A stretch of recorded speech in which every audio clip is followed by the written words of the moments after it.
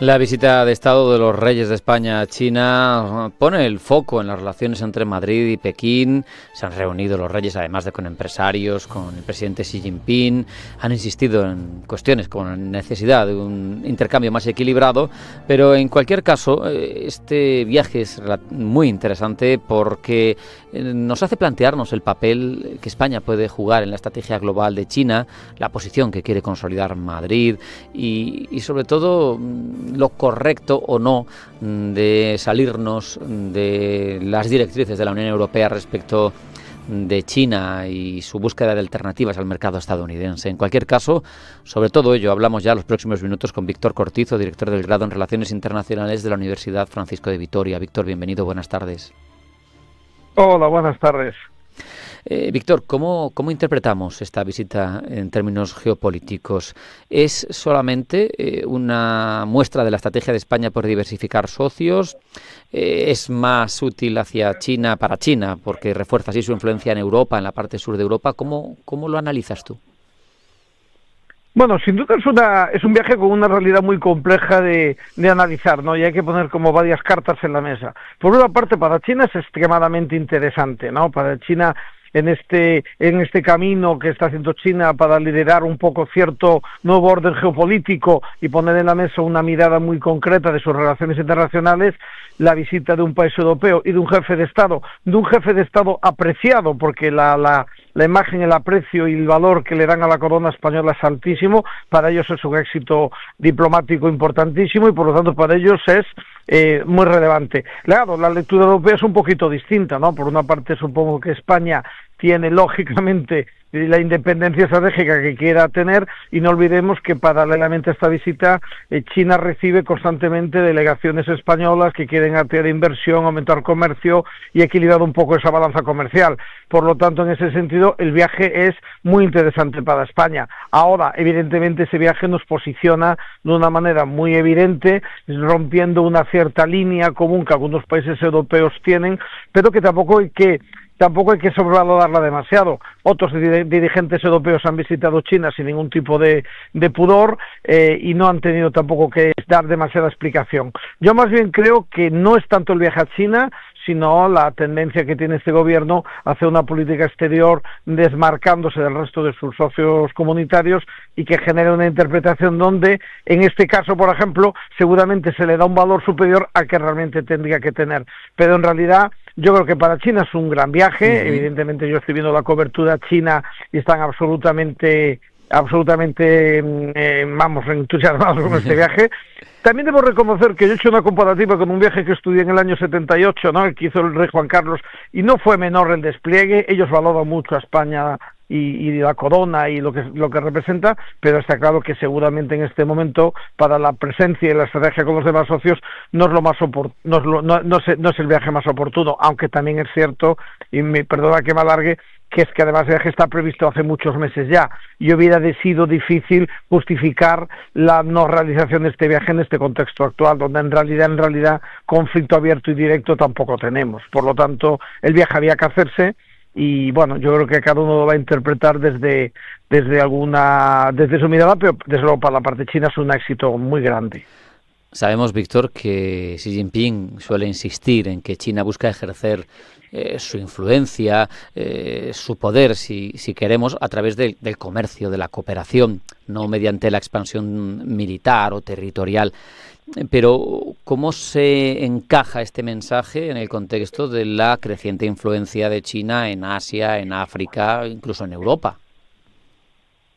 Bueno, a ver, China se ha ido convirtiendo poco a poco en el primer socio comercial del mundo y el que más el que más embajadas tiene, el que más presencia global está desarrollando, y eso lo está haciendo de manera pública y notoria, no lo está haciendo de manera oculta.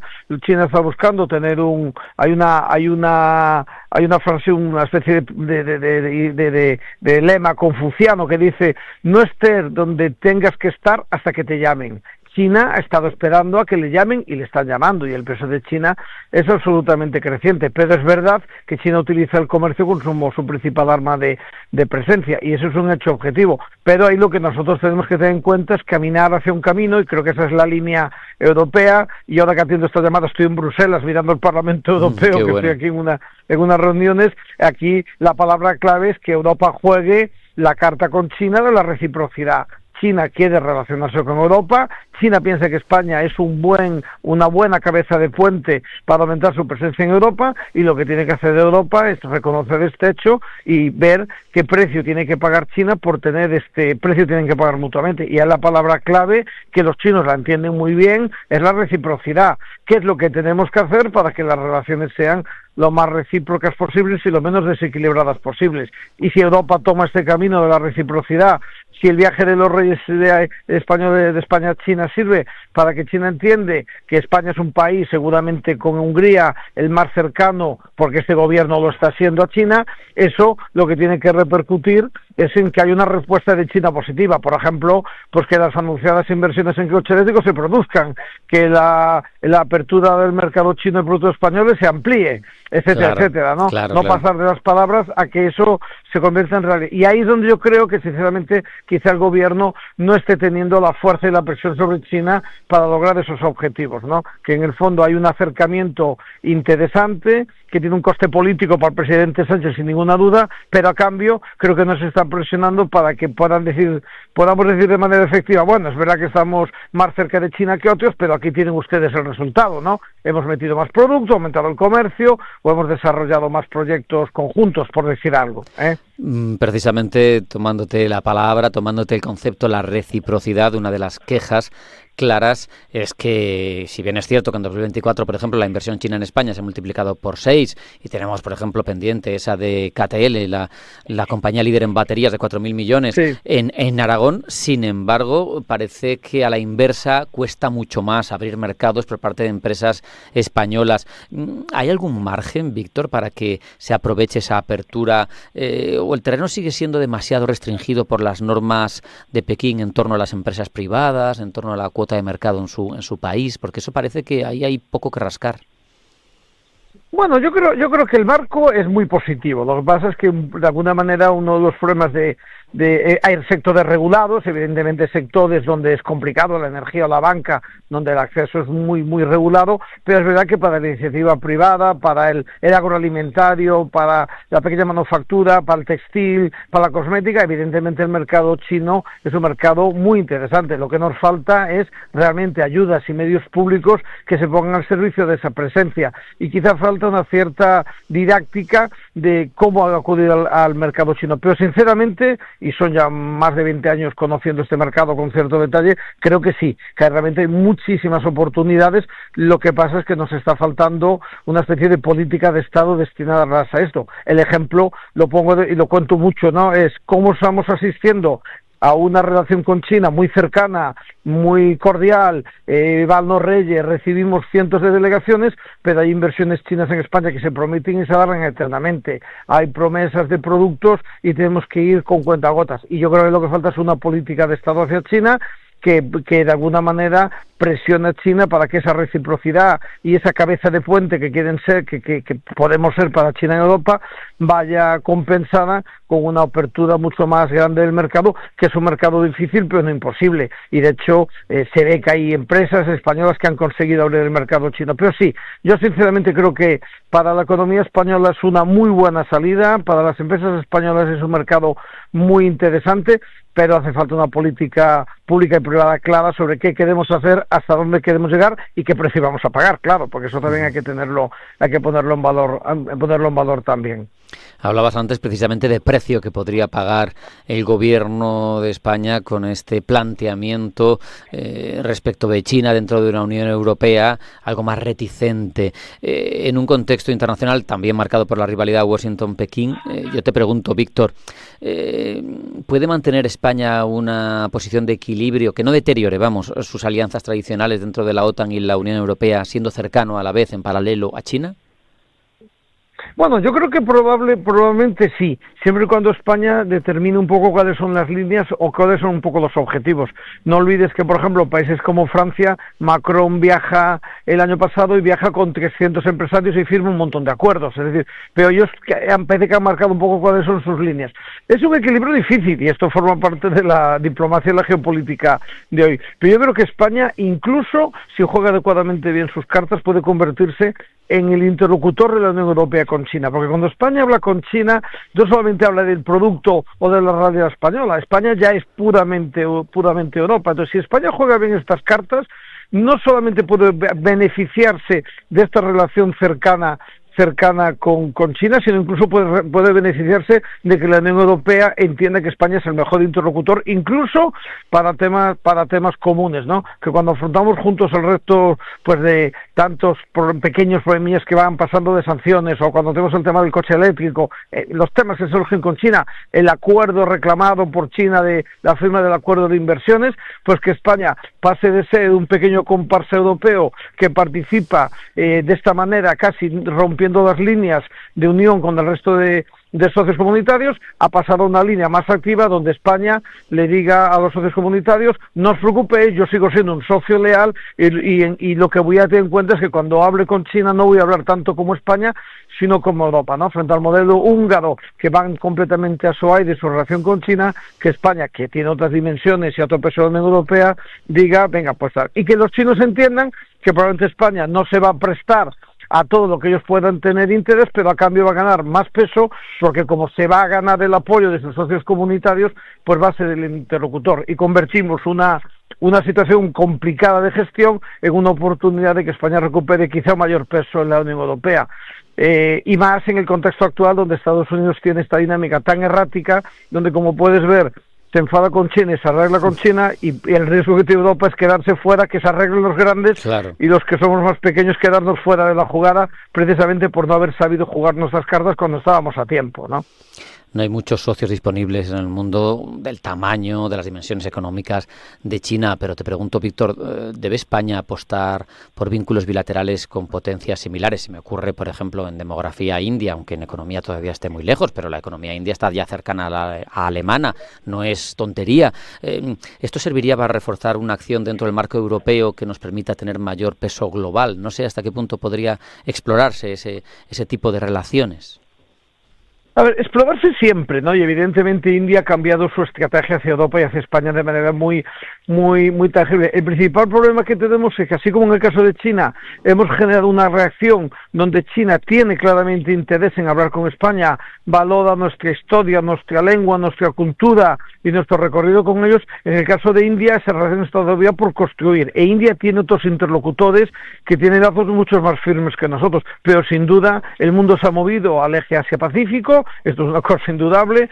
La población, fíjate, India, ¿no? La población que tiene más población que China y muchísimo más joven que China. Entonces, evidentemente, para nuestros desarrollos y nuestros intereses futuros son prioritarios. Más que creo que en el caso de India, y yo también estoy haciendo un acercamiento bastante grande en los últimos meses con India, creo que es que tenemos que construir todavía un relato, ¿no? Faltan relaciones bilaterales estables, no, las visitas de estados no tienen todavía suficiente calado, y vuelvo a contarme con lo mismo que he dicho con China, falta una estrategia, una política de estado. En realidad España, desde a nivel institucional o a nivel gobierno, no sabe qué quiere hacer con India, ¿no? Decir que quieren que sea un mercado, sí, bueno, pero India es un estado federal, en muchísimas estados, en muchísimos intereses, en muchísimas zonas. No podemos afrontar un asalto español a India. En el caso de China, yo creo que es un poquito más fácil, porque llevamos 50 años de relaciones diplomáticas, 20 de alianza estratégica. Los frutos de esa relación la vemos con la cantidad de delegaciones chinas que nos visitan en tiempo real, y yo creo que se trata de establecer un plan en el cual, ¿qué es lo más relevante para los intereses de España? Eso por una parte, y por otra parte, cómo hacemos esos pasos sin que eso se entienda como un enfrentamiento a Estados Unidos o como una especie de vamos por libre de la Unión Europea. Por cierto, lo segundo me parece más importante que lo primero, ¿no? No romper lazos con los socios es determinante. Desgraciadamente las relaciones con Estados Unidos están sometidas a esta inestabilidad del presidente Trump, con lo cual no sabes exactamente cuál va a ser la tecla que tienes que pulsar para que le parezca bien. Y el ejemplo lo pongo, que pasa de enfrentarse a China a darle la mano al presidente Xi y decirle al mundo que es un gran hombre, que está encantado de conocerle, que es un poco el mundo un poco en el que estamos actualmente, ¿no? Totalmente.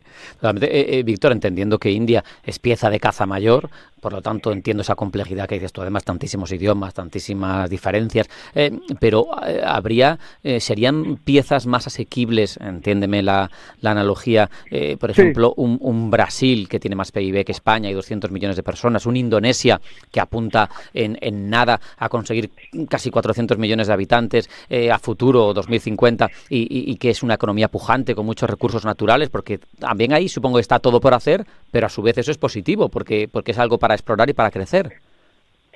Bueno, a ver, la pregunta me encanta. En el caso de Brasil, yo soy un poquito más escéptico. Brasil es un país mega regulado, donde los intentos españoles de abrir mercado no siempre son muy exitosos, y por lo tanto Brasil, que por otra parte está en un entorno cultural, yo lo vincularía al acuerdo con Mercosur y al previsible paso que eso va a cambiar si finalmente todo esto se desarrolla como se espera. En el caso de Indonesia, estoy absolutamente convencido que debería ser un lugar de presencia, preferente, ¿no? Indonesia está con un crecimiento económico, con una dinámica importante. España tiene un posicionamiento pequeño, pero yo creo que significativo, y sería un ejemplo de cómo el mundo está cambiando, que a veces estamos poniendo foco en mercados muy cercanos porque nos parece que podemos confiar más en ellos, y el mundo está cambiando, Asia está cambiando, y empieza a haber pequeñas potencias medias, países que superan los 100 y 300 millones de habitantes, y con unas expectativas en el 2050 tengan unas cifras espectaculares, y creo que ahí, además, sin un país como España, que no tiene conflictos históricos, que tiene una imagen internacional impecable, somos un país querido, respetado, siempre bien valorado, debería tomarse más en serio. En ese caso, desde luego, Indonesia no le veo ninguna duda. Todo lo que descubrimos de Indonesia no es más que una llamada de atención a no perder la oportunidad. En el caso de Brasil, creo que requiere un replanteamiento de lo que queremos hacer, ¿no? Yo Brasil sigo pensando que es un país regulado, complicado, en el cual no siempre resulta fácil para una empresa española abrir el camino, y yo Brasil lo vincularía mucho con la buena marcha de las negociaciones, de la entrada en vigor de los acuerdos vinculados con Mercosur, porque seguramente utilizando Uruguay como hub, podría ser un espacio interesantísimo para el desarrollo de tal. Pero yo lo vincularía en el caso de Brasil claramente con la política o la acción y los acuerdos que derivemos con Mercosur. Con todo eso nos quedamos. Víctor Cortizo, director del grado en Relaciones Internacionales de la Universidad Francisco de Vitoria. Muchas gracias por atendernos desde Bruselas. Un abrazo. Hasta la próxima. Hasta la próxima. Un abrazo a todos. Vamos ahora